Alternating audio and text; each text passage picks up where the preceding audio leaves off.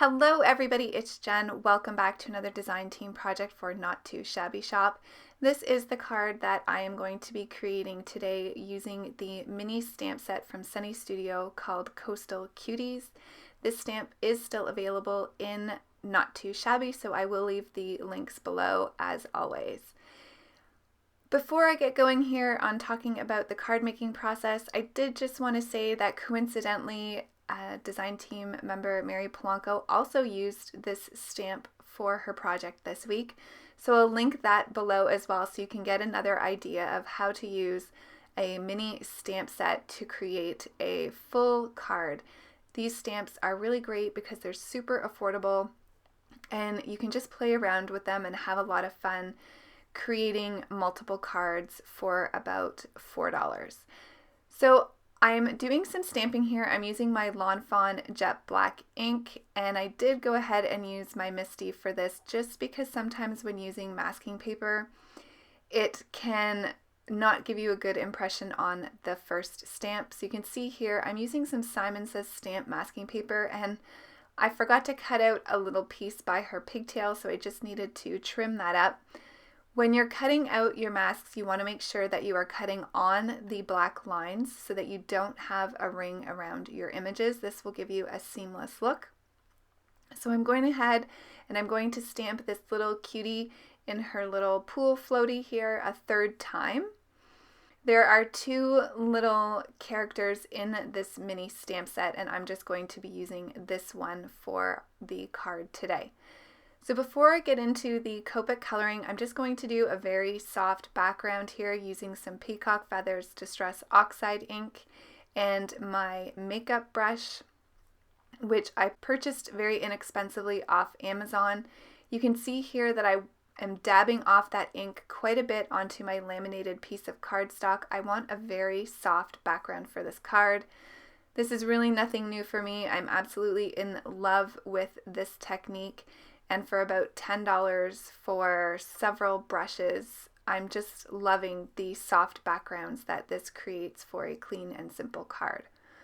So once I get my ink to where I want it to be, I'm going to go ahead and I'm going to use my craft pick here to just peel up those masks. I am using Spectrum Noir cardstock here to color. This is the premium cardstock. It's what I learned to color on with my Spectrums, and I've just sort of stayed with it, although I really do love the Nina 80 pound, but it's kind of hard for me to get here in Canada. So I'm just softening up those edges a little bit with my makeup brush again here, making sure not to go over the images. Super easy to clean up with a microfiber cloth, and you can go ahead and put it away or go right into using another color right over top of that. So you don't need a lot of brushes, which is always great as well. So for our little cutie here in the center, I'm going to give her some fair skin. So I'm using E11 as my darkest, E00 for my midtone, and E000 for my lightest. For the most part, I'm doing 3 color blending today, given this is quite a tiny little image. For our little girl here on the right, I'm going to give her a little bit of a darker complexion. So for that, I'm using E15, E11, and E13. I have those 2 caps there in the wrong place, but the E15 is the darkest, the midtone is the E13, and the lightest, the E11. So for all of these, I'm going ahead and I'm laying down my lightest color where the shadows would be. So under her hairline, on her neck, under her chin, and then on her arms and her fingers would also cast a shadow. Then I went in with my darkest and then the midtone and then blending that out with the lightest color. So here's where I'm doing that now with the darkest shade of skin tones. For that, I'm going to use E27, E25, and E23. So I went ahead and I laid down the E23. Now I'm going in with the E27 and then blending that out with the E25. Once I get that mid-tone down, I will bring back the E23 and blend that out. Now I found with this darker skin color, once I did that, the darker shadows really pushed back quite a bit. So I am going to go over her skin a second time just to darken her up a little bit more. So what I love about using the same image multiple times is you can play around with different skin tones and different hair colors, and it's a great way to practice your coloring. So that's exactly what I'm doing with today's card. So I thought I'd go ahead and do some dirty blonde hair for our little girl in the center. I'm not doing any flicking motions for the hair today. The hair really isn't the central piece of this card, so I'm just going to do some simple coloring. I did go ahead and lay down full coverage of my E51 just to saturate the paper and get those colors blending. Then I went in and added the shadows around her goggles and her pigtails where they meet the top of her head. Blended out with those midtones. I am doing a 4-color blend here simply because I like adding the Y11 over top of the coloring to make that look more blonde. For our little girl on the right, I'm going to do brown hair. For that, I'm going to use E27 as my darkest, E57, and then E35. Again, coloring these all the same way, just using a different combination of colors here to give them each different looks. Once I get her colored up, I'm going to move on to our little floating cutie on the left, and I'm going to give her some much darker brown hair, and for that I'm going to use E49, E79, and E77. So again, just taking my lightest marker and I'm going to lay down that color. So for this particular color combination, the lightest is the E77, and just really touching that very lightly with the tip of my marker because some of the areas are quite tiny. So you can see now I'm bringing in that darkest color again, which is the E49, and I'm just going around the goggles where her pigtails are, and then now I'm coming in and blending that out with the midtone, the E79, and finally again the E77 just to blend that out. And I love how all three of these little girls look completely different depending on the way you color them. So for their little floaties, I thought I would give them all the same color just to add some consistency throughout the card. So I'm going to be using some RV markers. The darkest is RV25, the midtone RV23, and then RV21 for my lightest. Doing a little bit of flicking motion here just because I want these colors to blend very well.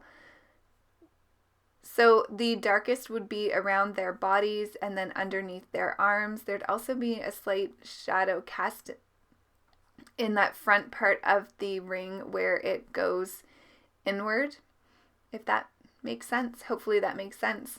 So just went in with my lightest again and then the darkest and blended that out with the midtone and finishing off with my lightest marker. And you can see it leaves a nice highlight around the bottom and sides of that little floaty. For their outfits, I'm going to do their bathing suits and their goggles in the same color for each of them. So for our little girl here on the left, I'm going to use a 3-color blend with some YG markers. So my darkest is YG25, then YG03, and my lightest, the YG01. Some of these areas are very tiny, especially their little pigtail holders or elastics, whatever you call them where you live. And around those goggles are also very, very tiny. So just touching the tip of my marker. For the little girl in the center, I'm using BGs. I'm using a BG 18 as my darkest. The midtone is the 13, and then the lightest is the 11. And then finally, our little girl here on the right, I'm going to do in some violets.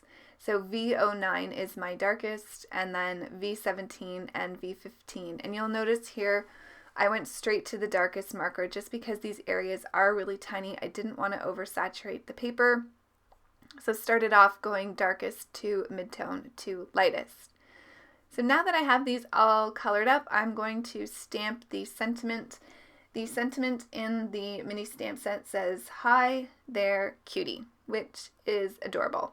So I decided to put the hi at the top above our girl in the center. And then I'm going to stamp the "there, cutie" on the bottom side of them. And I'm just using my Versafine Clair Nocturne ink, which stamps so beautifully on the first go. Although I'm going to kind of eat my words here in a second, because I'm going to add some of the little splashes that come in the stamp set. And you can see here I wasn't using enough pressure, so I didn't get a good image on the first stamp. It had nothing to do with the stamp itself. Instead of trying to double stamp that because I don't trust myself, I'm going to go ahead and I'm going to use my Memento Tuxedo black marker, and I'm just going to fix that. First though, I didn't quite get my mask perfectly in place with this little girl on the left, so I'm just bringing in some of that Distress Oxide that I had left over from blending my background, and I'm just taking a paintbrush and I'm going to go ahead and fill in any of those gaps, and you'll never know. So just a really nice way to finish off your card so that you don't see any white space around the images. So here's where I'm using my marker. I'm also going to draw in some water lines just so that it looks like they're actually in a pool. And of course, to finish off my card, I'm going to add some gel detailing. I'm going to add some little freckles to them. I'm going to add some highlights on the little floaties. And then I'm going to do some detailing on their bathing suits. For the girl in the green, I'm going to add some striping. Our girl in the purple, I'm going to give her a polka dotted bathing suit. And then I looked at the card and I thought it would be cute to add a little heart onto our girl in the center. I'm just dabbing off the pen on my finger. You can do that if it stops coming out the way you want it to. It will just kind of heat that up and get it running smoothly again. So just adding that heart, and then coming in with my black glaze pen for the eyes. This will give a raised effect and just allow their eyes to pop out after having colored over them with the alcohol markers. So to finish off the card, I'm just using some glossy accents on the little water droplets as well as their goggles. Now, I'm not sure if you noticed or not, but I had forgotten that I hadn't put this on my card base, which is always a bit risky when you have glossy accents on, but I was able to get that down with no problem and keep my fingers out of it, and that's the card for today. Thanks everybody for watching. Have a great day, and I will see you really soon in the next video. And don't forget to check out Mary's video. I'll leave the link in the description box below. Bye!